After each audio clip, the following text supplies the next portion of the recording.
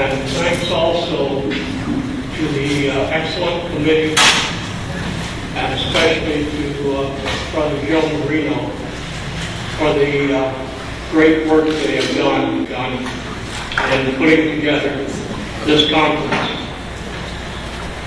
Religious mystics and the Shroud of Turin. Of course, all mystics in the course of their mystical experiences do not report veridical information. And it's probably safe to say that none of them are 100% veridical in their claims. Both mystics and stigmatists most likely are influenced in their phenomena by the mindset created by their pre-existing beliefs and information. But do not throw out the baby with the bathwater. Some reports from some mystics are worthy of notice. Retrocognition, which is knowledge of past events that cannot be attributed to logical inference, is a phenomenon rarely reported in the annals of consciousness research because of the near impossibility of proving a negative. And accordingly, in-depth studies of such claims are seldom undertaken.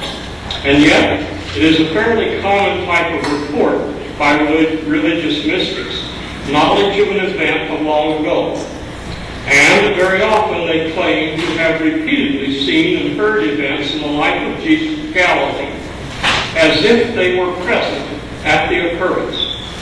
Of course, the skeptic's charge is always they read it or heard it somewhere, even if they don't remember doing so. Details I will cover in this paper probably could not have been read or heard by the mystics involved, however. But unfortunately, the negative general assumption that continues to be made by ordinary folk and even by most authorities is that the vision of a mystic has no veridical component or quality.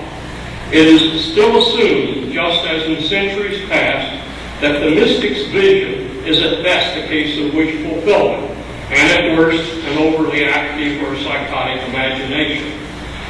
Typical of illustrious churchmen with such a negative attitude was Father Herbert Thurston, who in 1926-38 revised Butler's Lives of the Saints. And in 1952 he also wrote The Physical Phenomena of Mysticism. In both works, Thurston treated the mystic's visions most deprecatingly. Even when Thurston's own critics suggested that vision reports, though doubtless not veridical, and perhaps not meant for the sanctification of the recipient, still could be true charismata and preternatural God-given signs meant for general edification. Thurston's casual response was that when the lives of such people were considered in the round, as he put it, he was not able to see what edifying purpose the phenomena served.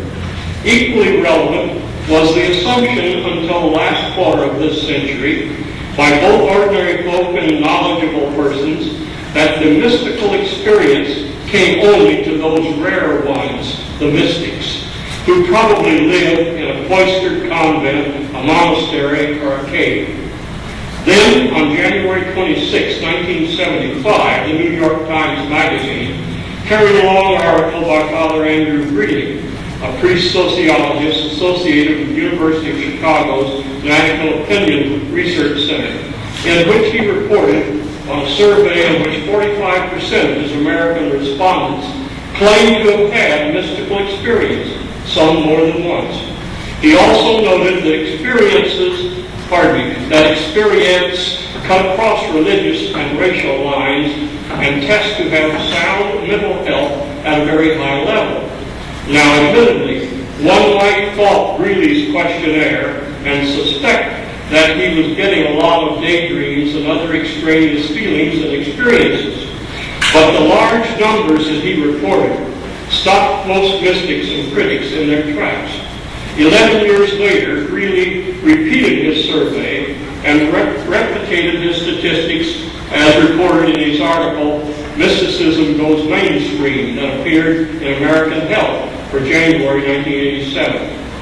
As an aside, it can be noted that I corresponded with Greeley in 1975 and then commissioned Dr. Mary Carmen Rose, then head of the philosophy department at Goucher College, Baltimore, to develop an adaptation of Greeley's questionnaire and to solicit responses throughout 2 religious organizations.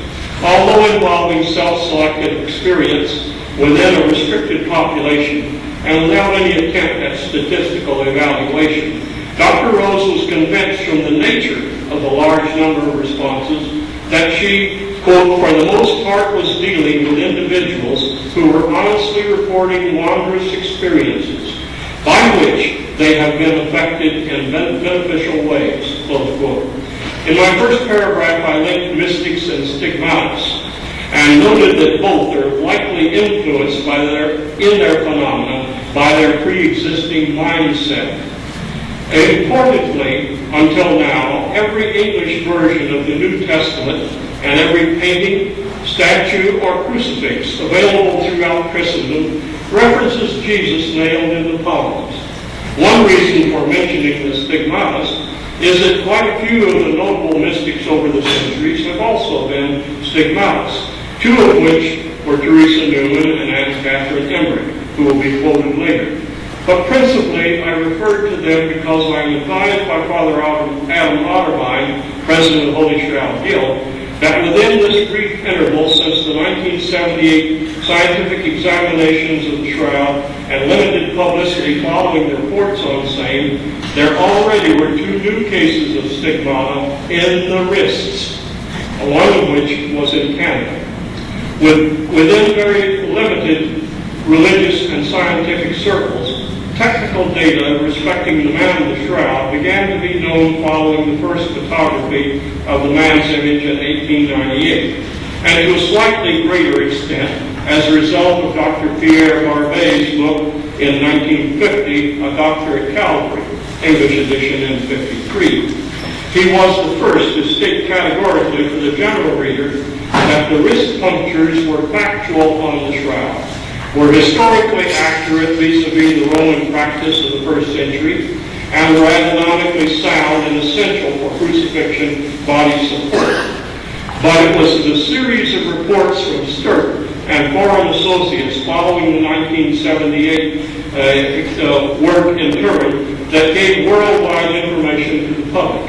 Until then, mystics, even in Italy, have little crucifixion detail from their clergy and churches. But the data of crucifixion detail concerning Jesus that was recorded and published by an amanuensis of each of the several mystics is amazing in its accuracy as to matters largely unknowable from history, and not from the shroud until the microscopes of 1978 were brought into play. I will cite 4 such mystics primarily, and a 5th one in a limited manner. But first, it will be well to identify the terms mystical and mystic. Mystic is usually a descriptive title given a person after death or near the end of a long life significantly devoted to prayer and contemplative practices and attitudes, whose intimates can report continued episodes of mystical experiences, including profound visions of religious spiritual significance. The mystical experience, as Greeley and others have established it, may come to anyone at any time, not just to the mystics. But often it is once-in-a-lifetime event. Perhaps no one has defined it better than philosopher William James, who some 85 years ago wrote his now classic book, Varieties of Religious Experience. In that volume, he gave this 7-part definition. A mystical experience is a transient occurrence which, without the exercise of will, one has a direct and immediate confrontation with what one believes to be the ultimate, feels absolute assurance and indescribable elation, and acquires what one believes to be indisputable knowledge and profound understanding without the employment of any sense perception or of any reasoning faculties. And of course, nowadays the mystical, the meditative, the contemplative modes of spiritual dimension of humankind are frequently being brought to our attention by the media, by public lectures, and by books for the general reader, as facets of our being that can and should be experienced by everyone to heighten our consciousness and develop one's potential for enlightenment. Yet, no meditative or contemplative technique or practice regularly and prayerfully engaged in, salutary though such may be, can give any assurance that a mystical experience will ultimately follow. The Venerable Anne Catherine Emmerich lived 1774 to 1824, Westphalia, Germany, was an Augustinian nun who had been born to poor peasants and as a child worked as a sheep herder, later as a serving maid. Although of simplest education, from earliest childhood she was educated by spirit beings and always had any needed profound or technical knowledge, such as precise Latin, which she had never formally studied. From her infancy to the day of her death, she was most effective in relieving the sick, and ultimately it was learned that much of her own illnesses came by way of taking on the illness of another in order to heal that person. She had always been weak and delicate, and her lifelong health ranged from poor to critically bad. In the convent, her poor health was aggravated by onset of the stigmata, including the fairly rare bleedings from the scalp, which started during a vision wherein she chose to be crowned by thorns instead of flowers. A local poet and writer, Clement Brentano, spent 4 years writing down her visions, which especially concerned the Passion of Jesus. Her visions were repeated endlessly, giving Brentano ample opportunity to make the accounts complete and accurate. Ultimately, they were published in 4 volumes. Although Thurston, with typical skepticism respecting Emmerich, concluded that it seems impossible to treat the visions as sources which can contribute reliably to our knowledge of past history, yet he grudgingly acknowledged that many obscure place names of the eastern Mediterranean area, which she identified in her accounts and meticulously spelled out, did prove upon later validation that Anne Catherine's strange local knowledge was independent of Brentano. Thurston also admitted surprise that within her revelations, quote, is the extraordinary knowledge she seems to possess of topography and of the social life of the people with whom her contemplations are concerned, close quote. Moreover, he recognized that Brentano had no knowledge of the Holy Land and adjacent areas, and that the mystic herself was uneducated and unread. Prominent British archaeologist Sir W. M. Ramsay is reported as saying that the detail and accuracy of her description of approaching Ephesus was not possible except on the basis of actual observation. St. Bridget of Sweden, who lived 1303 to 1373, whose noble family birth name was Berger, was daughter of the area's governor.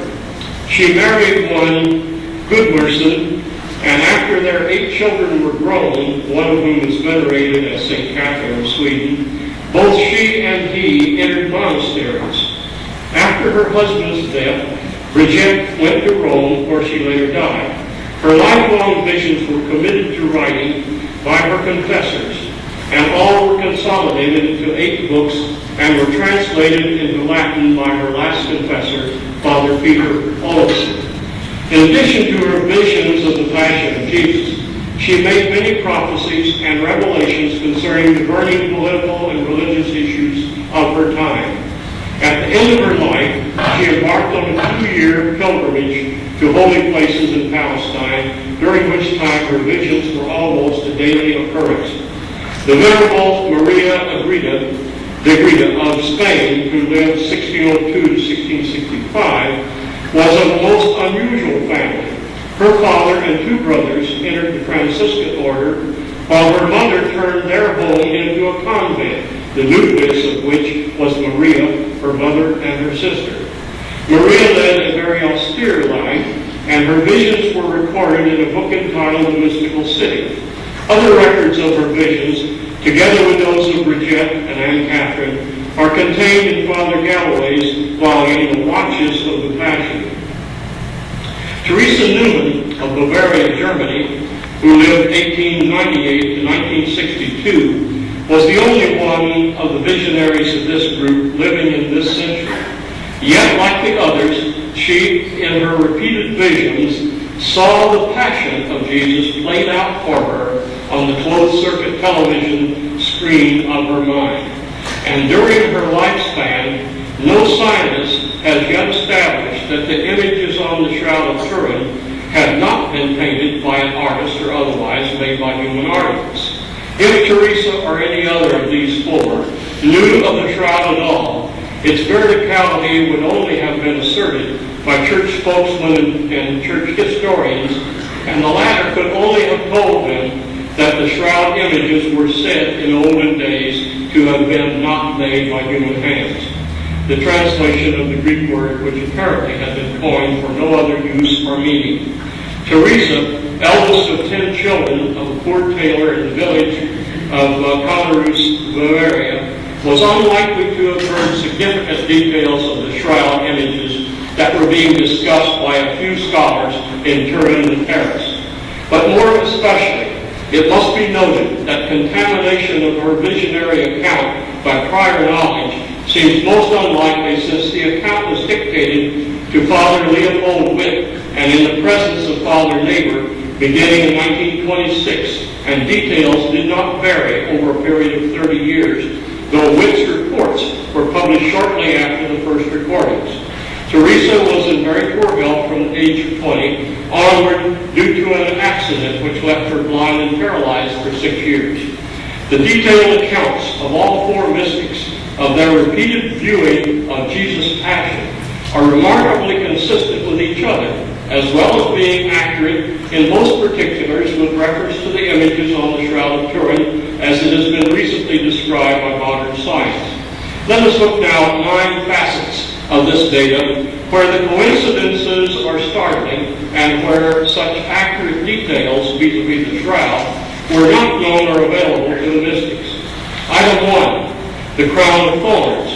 The oriental crown, called a mitre, looks to be a cross between the skull cap and a lady's pillbox hat and covers the entire skull.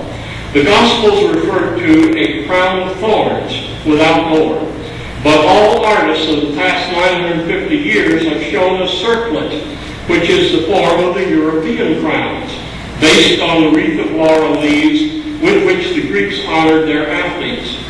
First century Jerusalem was an oriental capital, and the mitre crown of the oriental kings was what it knew, sometimes quite high and ornate, much like the formal hat of some bishops today, patterned after the crowns of Byzantine monarchs.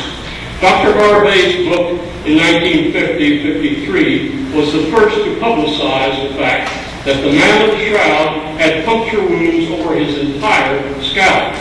But the mystics knew. Bridget of Sweden reported, the crown tore the whole of the head of Jesus. Teresa Newman said, the crown of thorns, which is now ready, is placed on our Lord's head like a helmet. It is not just a crown as we see it depicted in our pictures. And Catherine's description is arguable. She says, having first placed these twisted thorn branches on his forehead, they tied them tightly at the back of his head. Item 2, scourges tipped with metal. One of the first things that photography and magnification told 20th century syndologists was that the man of the Shroud was scourged with whips that were tipped with barbell-shaped pieces of metal. Military historians quickly identified these as the Roman flagra, usually tied at the end of twin leather thongs. Scientists have counted more than 120 such marks which broke the skin and bled. There must have been many more that only deeply bruised the flesh. Of our four mystics, Bridget noted this particularly, and she reported that his whole body was lacerated with scourges tipped with sharp points which plowed up the flesh. Teresa Newman described how the skin first swells up and then is torn, the blood flows. And Catherine tells us that they tore his flesh to pieces. His blood spouted. They used scourges, which penetrated to the bone and tore off pieces of flesh at every blow. These graphic and horrifying descriptions are precisely what is reflected by examination of the shroud images. Item 3. Scourgers worked in pairs. The syndicologists have told us that the angle of these bloody scourge marks on the shroud make it certain that there were two scourgers rhythmically swinging their whips alternately from each side of the victim. Mystic Maria Theresa and Adam and Anne Catherine each describe the scourgers as working in pairs. Item 4. Nails through the wrist. As stated above, Dr. Barbet was the first to tell the general public that Jesus was not nailed in the palms, that the shroud clearly showed wrist punctures, and that he demonstrated this technique was practical and necessary and was what the Romans used. As a Paris anatomy professor, he was able to obtain fresh cadavers for his careful experiments demonstrating crucifixion and showing that the square Roman spikes were easily accommodated by the square space in the wrist, the space of Destow, while the soft flesh of the palm would tear out without supporting the body's weight. This scriptural anomaly is easily explained since the Greek word catir translates in English to either hand, wrist, or forearm, so that the translators for King James in 1611 merely made a bad guess. But the mystics knew what they saw. St. Bridget noted, they transfixed his hand in the part where the bone is firmest. Teresa said, do not think that our Savior was nailed in the hands where I have my stigmata. These marks are only a mystical meaning. Jesus must have been fixed more firmly on the cross. Item 5. Stretching the body joints. One weakness the critics claim in Barbet's masterful evaluation of shroud images, medical aspects, concerns the question of body sag and angle of the arms as the blood ran from wrist to shoulder and dripped off along the way. Also, they claim the forearms and hands of the man of the shroud were preternaturally long. But all four mystics explained the situation with lurid descriptions. They saw the soldiers mark the crossbeam as Jesus lay on it on the ground, and then bore holes to facilitate driving the spikes. But they purposely drilled the holes several inches farther apart than was marked. And then, after spiking one wrist, they stretched his arms with ropes until the second spike could be driven in the extended hole, dislocating wrists, elbows, and shoulders in the process. And Catherine reported that the arms of Jesus were thus unnaturally stretched out. And note the prophecy in Psalms 22:14, and all my bones are out of joint. Item 6. One nail through both feet. Historical research indicates that the Romans used several styles of crosses and several techniques for crucifixion. But because Constantine outlawed crucifixion in about the year 312, when religious art began to flower much later, no one knew what crucifixion details were actually like. Most artists and sculptors have shown Jesus on the cross with feet side by side, which indeed was a method sometimes used. However, Barbet and others insist that the shroud image clearly shows the man with left foot over the right, and a single spike through both feet. The mystics saw it that way too. And Catherine reports, they then fastened his left foot onto his right. Next they took the very long nail and drove it completely through both feet and into the cross below. Bridget similarly describes it. Then they crucified his right foot his right foot and over it the left. Maria de Grigna merely says they took the feet, placed one over the other, nailed them both at the same time. Teresa says the feet are first tied and then one nail is driven through them both. Item 7, the second nail through the feet. Just in the past 10 years, 1981-91, a hypothesis by Dr. Joseph M. Gambicia and extensive experiments and evaluation by Paul C. Maloney of ASSIST has resulted in a paper scheduled to be published next year in which 2 nails through the feet are posited for the man of the shroud. By meticulous tracing of the frontal and dorsal blood flows shown on the shroud, it is suggested the first nail for the right foot went through the front of the ankle and out through the heel into the upright of the cross. Then a second nail only tacked the left foot on top of the right by going down between the metatarsals of the left and through the center of the right foot and into the upright, with the first nail bearing the body weight. This latter point seems consistent with conclusions of Dr. Frans J. M. Wiggels of the Netherlands, who in his 1988 paper, Medical Aspects of Roman Crucifixion, notes that the man of the shroud would need to push up not only to facilitate breathing, but especially to avoid orthostatic collapse. Oddly enough, St. Bridget saw it that way. They nailed his right foot, and then over it they nailed the left, thus using 2 nails, and also per O'Connell and Carty in the Holy Shroud and 4 Visions, Tan Publications, 1974. Item 8, rigor mortis. Shroud scientists have noted several clear signs of the onset of post-mortem rigor in the muscles of the man of the shroud, while still on the cross. These include the forward slope of the head and neck, the rigor of the shoulder girdle, which Nicodemus and Joseph had to break, just like any modern mortician, in order to position the arms across the lower abdomen. The upper abdominal muscles, frozen in an overly contracted mode, point to asphyxiation as a major cause of death, which is typical in crucifixion. The bent left knee and extended foot arches also point to death while still on the cross. Bridget of Sweden precisely described the mouth and eyes of Jesus as wide open in death as he was taken down from the cross, confirming both the Synodologists and the Bible. Later, during burial, the mouth was closed by a chin band and the eyes by coins, according to data from some of the Synodologists. Because the shroud images are like straight-on photographs, the death rigor, which kept the left knee bent, gives the impression that it is about 2 inches shorter than the right. The Byzantines observed this but couldn't understand it, and so among the Orthodox churches of the East were the legends that Jesus was a cripple and icons that showed him so. Item 9, the lance thrust. Crucifixion death was a slow death.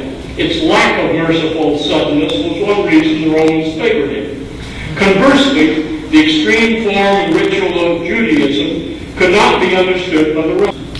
But as practical administrators, they knew it best to give in on small matters. And so, to ensure that crucifixion victims died before Judean holy days began at sundown, they often broke the victim's shin bone of the club to preclude pushing up for breath, and thus accelerated asphyxiation. The New Testament tells us that the soldiers forewent this practice with Jesus because he was already dead.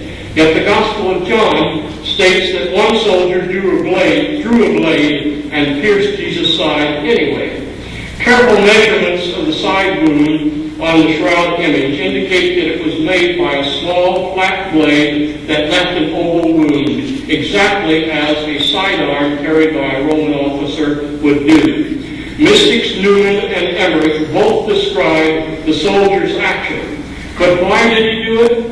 Did he doubt the obvious signs of death, or was he just a vicious lout? No, on the contrary, he was just carrying out standing orders. In 1934, Father Holzmeister reported in his book from extensive research that this was doubtless a routine coup de grace required by Roman military regulations whenever an executed body was to be delivered to the family for burial. Joseph Arimathea's request to Pilate for the body would probably have been made known to the officer. The above 9 items show apparent accuracy of detail in visions of these mystics when compared with both biblical accounts and precise scientific data developed through syndenology. Of course, it would be unwise to assume that everything they reported was equally valid. As noted above, St. Bridget's visions were published in 8 volumes, and the 4 volumes of the Venerable Anne Catherine Emmerich aggregate 2,088 pages. However, some of the other items they report respecting the Passion of Jesus are worthy of brief notice, although not clearly validated by Shroud data. Item A, stretching of body joints, which I've mentioned in item 5 above, of the arms and possibly the legs as well, seems at least to be inferred from Shroud data as indicated. However, all 4 mystics describe action of the soldiers in boring holes to accommodate the spikes. There is no way this action can be validated, but it is strongly logical. The Roman spikes, some 9 to 12 inches long, were square and tapered their full length, about 3/4 of an inch on the side near the head. It would have only been most difficult to drive them without the aid of a drilled hole, but the great risk of splitting the wood must also be considered. Item B, both Emmerich and Newman saw a cavity chiseled into the upright to accommodate Jesus' right heel and a block of wood with a hole bored through it placed under the right instep. Such action would tend to keep the back of the right knee flat against the upright and facilitate driving the first spike through the foot. The likelihood that these actions were taken in some crucifixions is to a degree supported by an archaeological discovery in 1968 when the first century burial ossuary was opened in Jerusalem containing the bones of one Johanan who had been crucified. There was a spike through the bones of both feet which still impaled a small block of acacia wood, and its tip was covered by a bit of olive wood that likely had been the upright of his cross. Clearly, his feet had been forcefully torn from his cross. I asked Mr. Maloney whether his findings during work on the two-nail hypothesis would make the mystics' claim of a heel cavity and instep block for the right foot permissible. He replied, the markings on the shroud are inconsistent with what the mystics saw. Primarily, I think, the marking of the left foot cannot be explained in any other way, close quote. Because his extensive and very complex work of 10 years is to be presented in a 30-page paper, I prefer not to quote from it or question his conclusion before it is published. Item C. Both Emmerich and Newman saw the soldier's lance go all the way through Jesus' body from right to left, with the point protruding slightly toward the back of the left side, a bit lower than the point of entry. Dorsal blood marks on the shroud image do not clearly support this claim, nor do they refute it in my view. A few of the published researchers favor the claim, others do not. 2 additional points are relevant.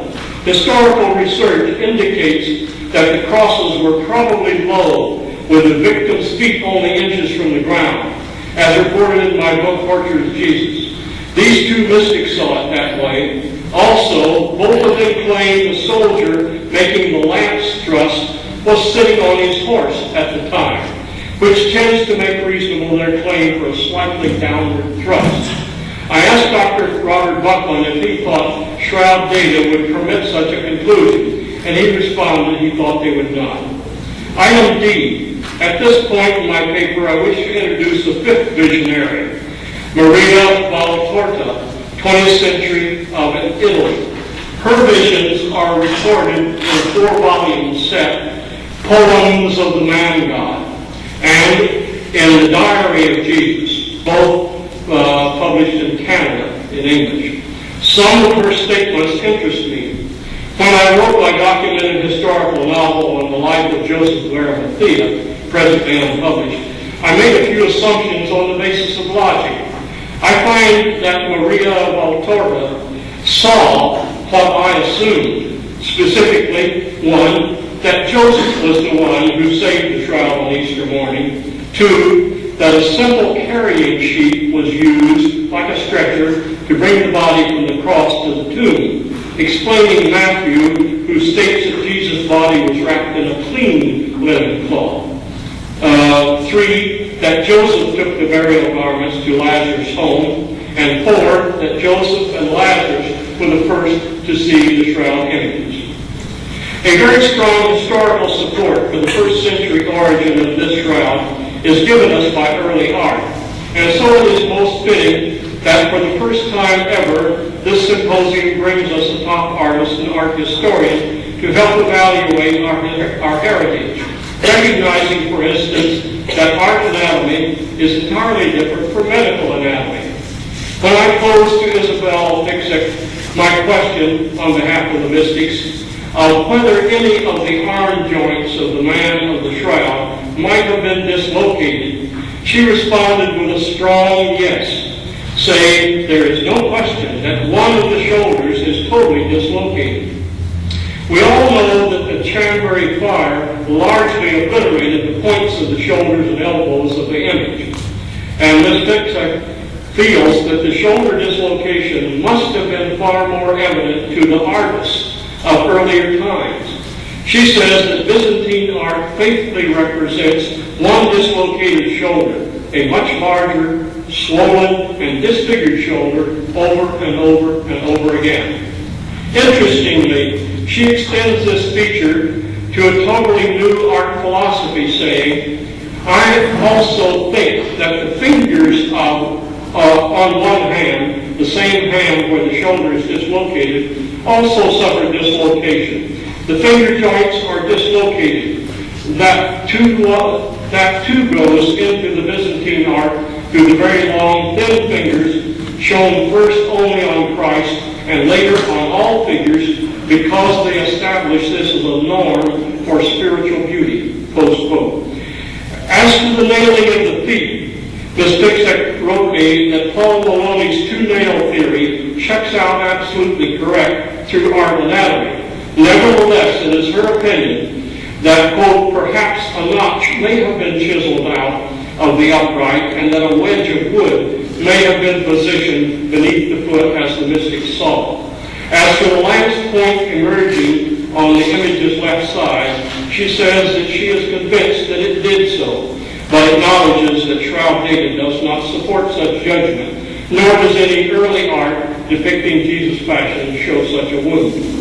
In conclusion, we can see that meticulous detail was furnished about Jesus' passion by these mystics, in some instances hundreds of years before Shroud of Turin data or historical and religious information was available. Accordingly, I suggest that these parts of their visions were true and validated cases of retrocognition. These accounts could not be memories of prior knowledge, of things read or heard.